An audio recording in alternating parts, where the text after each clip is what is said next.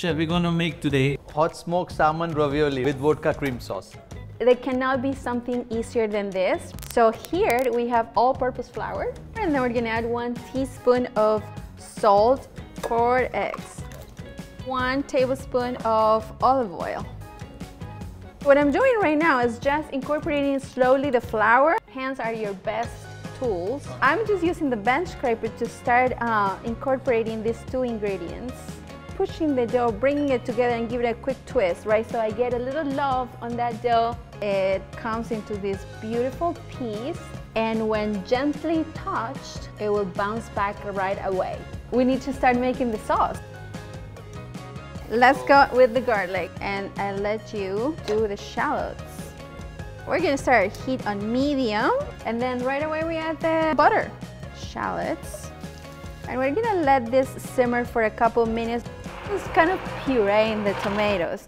We're still gonna put vodka, right? Yes, Okay, I might drink some of it, I don't know. Later. You have to stop me, yes.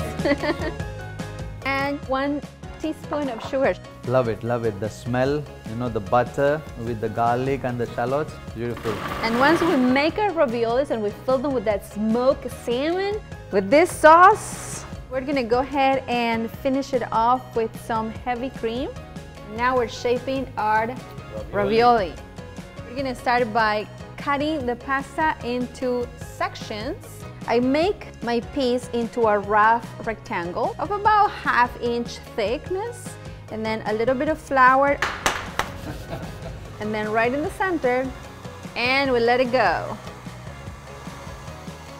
The secret is to make sure you have 2 sheets, one at the top, one at the bottom. I want to make sure it is well floured.